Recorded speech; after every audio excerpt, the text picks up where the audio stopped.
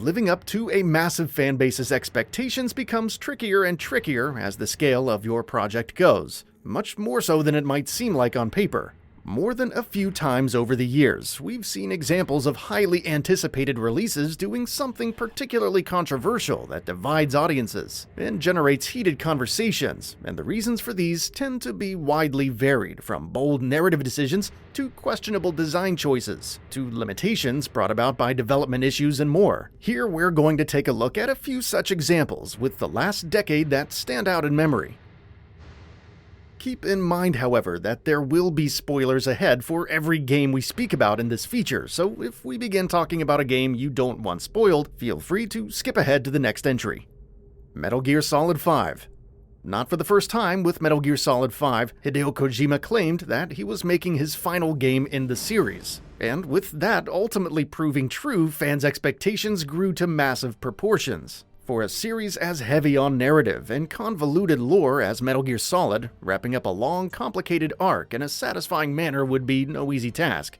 On that front, MGS5 wasn't exactly a resounding success, and even with issues such as its surprising lack of emphasis on storytelling, to how many big questions it still left unanswered, to even how many of its crucial narrative developments it relegated essentially to audio logs. The one scene that stuck out the most was when it's revealed that Venom Snake, who you've been playing as the whole time, isn't really Big Boss. Realizing that such a crucial part of Big Boss's story isn't actually attributable to him, but to a brainwashed clone was shocking to say the least. The Last of Us Part 2. Well, this one obviously had to be in there. For a good month or so in 2020, if not more, the gamer discourse revolved almost exclusively about The Last of Us Part 2 and the many aspects of Naughty Dog's game that proved controversial.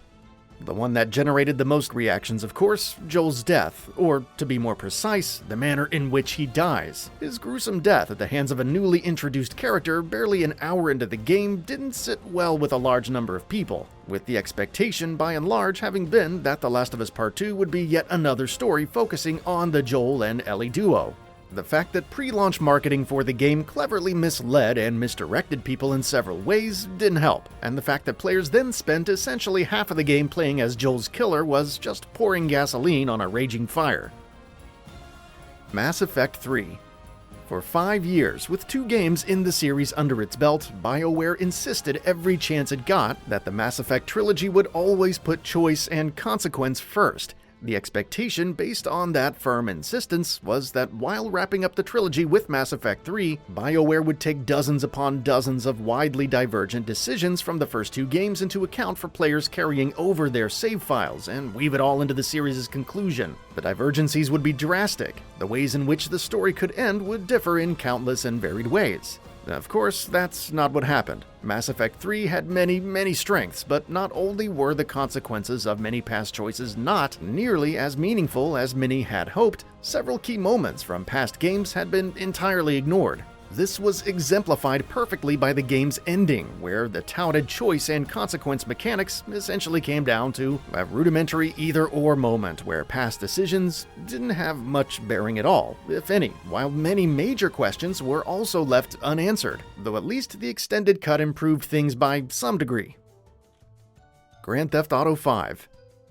Grand Theft Auto as a series is no stranger to controversy. Controversy, in fact, has almost been the franchise's bread and butter for about as long as it's been around. GTA 5 also sparked the ire of many back when it first launched what feels like forever ago. One scene in particular saw Trevor torturing a character in the most cruel and sadistic fashion imaginable, which made many players uncomfortable enough as it is, especially given GTA's typical slapstick tone. Add to that the fact that players were very much active participants in what Trevor was doing on the screen, from picking which torture tool to use to then having to actually use it, and it's not hard to see why many may have found it a bit excessive. Deus Ex: Mankind Divided. After a revival as successful and acclaimed as Deus Ex: Human Revolution, you'd have expected that the future of the Deus Ex franchise would be secure for some time to come. Its sequel, Mankind Divided, messed that up in more than a few ways, unfortunately. As excellent as it was in more ways than one, Deus Ex: Mankind Divided's list of issues wasn't brief. And one was particularly egregious. Its ending came out of nowhere and felt incredibly abrupt, like the story had suddenly ended when it actually felt like it was just getting into the groove, past its halfway point and beginning to build up to some real momentum. Mankind Divided's less than stellar commercial performance meant that Deus Ex got iced, and now we may never get to see what the abrupt ending was supposed to lead into. Wolfenstein 2: The New Colossus. Here's another game that ended up dividing its series fanbase while following up on a successful revival, though not quite in the same way as Deus Ex: Mankind Divided, because its controversial story moment came not close to the end but partway through the experience, where the villain, Frau Engel, literally beheads the protagonist, BJ, killing him in a very public and thorough execution. That, of course, is followed up almost immediately by an impossible and unlikely resurrection that not only arguably cheapens the impact of the previous scene, but also maybe goes a little bit too far into wacky sci-fi territory, where we see BJ's severed head being attached to a new body through almost cartoonish means. Batman: Arkham Knight.